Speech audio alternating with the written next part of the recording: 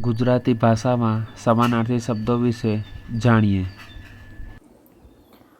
ડગું, ડગલું, પગલું. સહસા, અચાનક. વાયા, વહી જાય.